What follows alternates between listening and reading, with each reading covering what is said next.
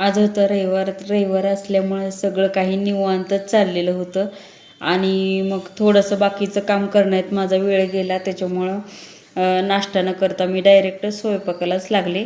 आणि तुम्हाला तर दिसतच आहे फ्लावर आहे, त्याच्यामुळं तुम्हाला कळालंच असेल की आज फ्लावरची भाजी होणार आहे म्हणून. त्यामुळं पटकीनं मी की नाही फ्लावरच्या भाजीला आपली जिरी मोहरी लसूण आणि कांदा टोमॅटो याची फोडणी दिली आणि चांगलं परतून दिलं. आता लवकरच करायचं होतं त्याच्यामुळे मी फक्त हे चांगलं परतलं बघा. आणि परतलं त्याच्यात की नाही खोबऱ्याचं वाटण टाकलं आणि बटाटं आणि हे फ्लावर असं फ्लावरला वाफलून घेतलं नाही, काही नाही, असंच टाकलेलं आहे. आणि इकडं तोपर्यंत तांदूळ ते मी धुवून कुकरची तयारी केलेली आहे.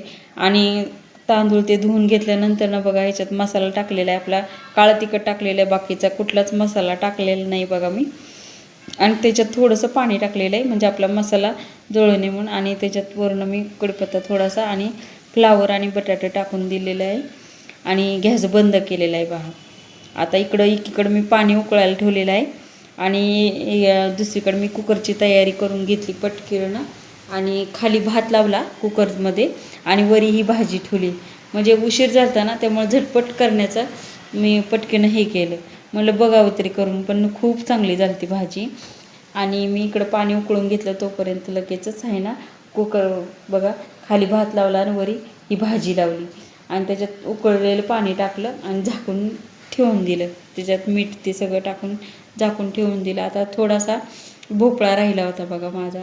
आणि मग आज मला तो वाया घालवण्यापेक्षा मला कढी भोपळा खूप दिवसापासून खाऊ वाटत होता. त्याच्यामुळे मी भोपळा म्हणजे भोपळा चिरून घेतला आणि त्याच्यात आपण कढीला कशी फोडणी देतो जिरे ती आणि नंतर हिरवी मिरची कढीपत्ता असं टाकून फोडणी दिली आणि त्याच्यात आपला चिरलेला भोपळा धुवून त्याच्यात म्हणजे सोडला आणि चांगला तेलावर परतायचा आपला त्याचा कलर बदलूपर्यंत आणि थोडंसं जरा झाकण ठेवून.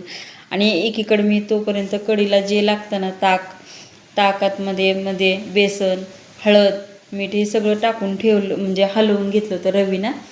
आणि आता म्हणजे बारीक गॅसवर मंद आचेवर एक चांगली उकळी आणून दिली.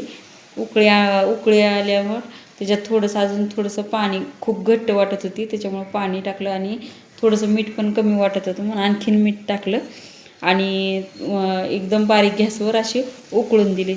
तर एकीकडं माझी कढी आणि ते झाली आणि एकीकडे भाजी पण झाली आणि भात पण झाला, सगळंच झालं.